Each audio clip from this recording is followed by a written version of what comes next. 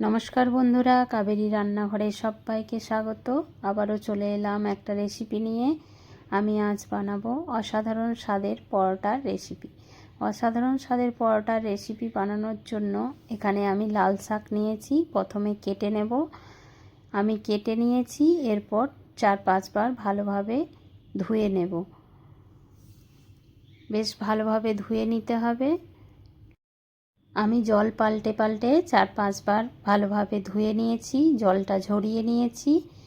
এরপর শাকের মধ্যে পরিমাণ মতো নুন দিয়ে দেব। সব কিছু শাকের মধ্যে দিয়ে দেব। প্রথমে দেব নুন,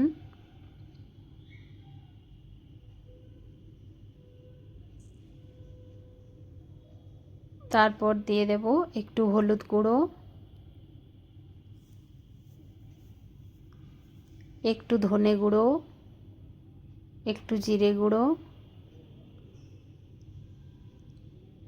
আর দেব কালো জিরে।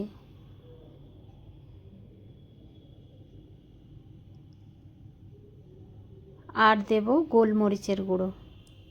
এখানে আপনারা চাইলে কাঁচা লঙ্কাও ব্যবহার করতে পারেন। এরপর শাকটাকে বেশ ভালোভাবে মাখিয়ে নেব। চটকে চটকে মেখে নিতে হবে, একদম নরম করে মেখে নিতে হবে। আমি বেশ ভালোভাবে মাখিয়ে নিচ্ছি, একদম নরম করে মেখে নিয়েছি। এরপর এটাকে একটা সাইডে রেখে দেব ঢাকা দিয়ে। খুবই ইজি রেসিপি বন্ধুরা, আমি যেরকম করে বানাচ্ছি সেরকম করে একবার বানিয়ে দেখবেন, খেতে খুবই ভালো লাগে।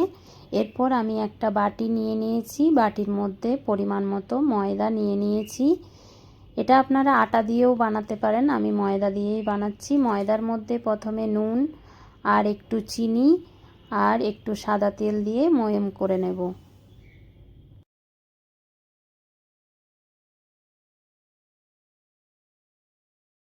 বেশ ভালোভাবে ময়ম করে নিতে হবে, একদম যেভাবে লুচি পরোটা বানানো হয় সেইভাবেই ময়মটা করে নিতে হবে। আমার বেশ ভালোভাবে ময়ম করা হয়ে গেছে, দেখলেই বুঝতে পারছেন মুঠো করলে মুঠো হচ্ছে। এরপর আমি শাকটা এর মধ্যে দিয়ে দেব, তারপর মাখিয়ে নেব। প্রথমে শুকনো মাখিয়ে নেব, তারপর জল লাগলে একটু একটু করে জল দিয়ে বেশ ভালোভাবে মাখিয়ে একটা ডো মতো রেডি করে নেব। এই পরোটাটা আপনারা সকালের টিফিনে, বিকেলের টিফিনে, ডিনারে সব সময় খেতে পারবেন। এরকম করে একবার বানিয়ে দেখবেন। আমি একটু একটু করে জল দিয়ে বেশ একটা ডো মতো রেডি করে নিচ্ছি। আমার রেডি করা হয়ে গেছে। এরপর আমি ঢাকা দিয়ে রেখে দেব 10 মিনিটের জন্য।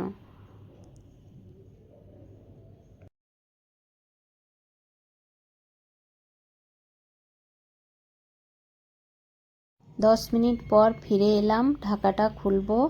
এবার আরেকটু মাখিয়ে নেব, বেশ নরম হয়ে গেছে। আরেকটু আমি মাখিয়ে নিয়ে এবার লুই কেটে নেব। আস্তে আস্তে লুই কেটে নিচ্ছি। এরপর লুইগুলোকে রেডি করে নেব।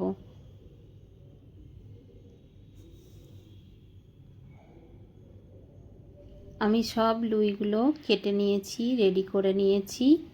এরপর আমি বাটির মধ্যে একটু ময়দা নিয়ে নেব বেলার জন্য। আপনারা চাইলে এখানে তেল দিয়েও বেলতে পারেন, আমি ময়দা দিয়েই বেলবো। এরপর একে একে পরোটার মতো বেলে নেব। প্রথমে একটু গোল করে নেব, তারপর এক পিঠ উল্টে দেব, তারপর আরেক পিঠ উল্টে দেব। এবার বেলে নেব ভালোভাবে পরোটার আকারে। আমার একটা রেডি করা হয়ে গেল।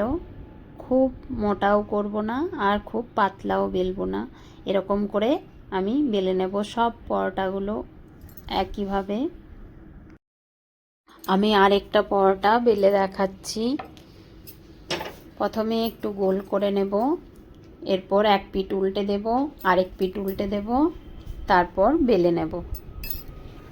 একইভাবে সবগুলোই আমি রেডি করে নেব। আমার সব পরোটাগুলো রেডি করা হয়ে গেছে। এবার আমি সেঁকে নেব। তার জন্য গ্যাসে একটা কড়াই বসিয়ে দিয়েছি, গ্যাসটা জ্বালিয়ে দিয়েছি। এবার দিয়ে দেব আমি কড়াইতেই পরোটাগুলো সেঁকে নেব। আপনারা চাইলে তাওয়ার মধ্যেও সেঁকতে পারেন। আমি একবারে একটু বেশি করে তেল দিয়ে নেব। এই তেলেই আমি সব পরোটাগুলো ভেজে নেব। তেলটাকে দিয়ে বেশ ভালোভাবে খুন্তির সাহায্যে চারি সাইডে ছড়িয়ে দিলাম। তেলটা গরম হয়ে গেছে। এবার এক একটা পরোটা আমি তেলের মধ্যে দেব আর ভেজে নেব। এপিট ওপিট করে বেশ ভালোভাবে ভেজে নিতে হবে।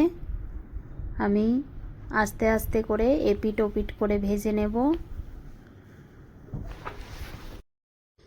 কে কে বন্ধুরা আমার মতো কড়াইতে পরোটা ভাজতে ভালোবাসেন আমাকে কমেন্টে জানাবেন।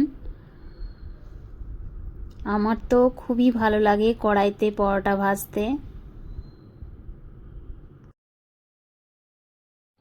আমার একটা পরোটা রেডি করা হয়ে গেল।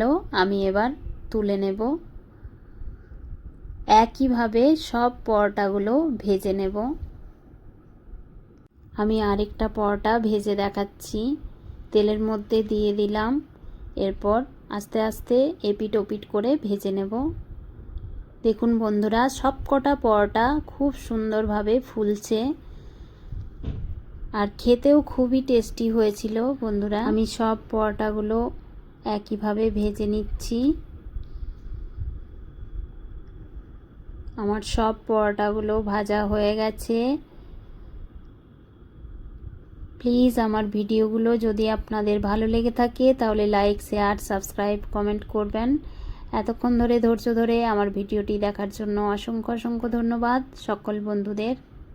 আজ এই পর্যন্ত। টাটা। সবাই ভালো থাকবেন, সুস্থ থাকবেন। আবারও আসবো নতুন কোনো ভিডিও নিয়ে।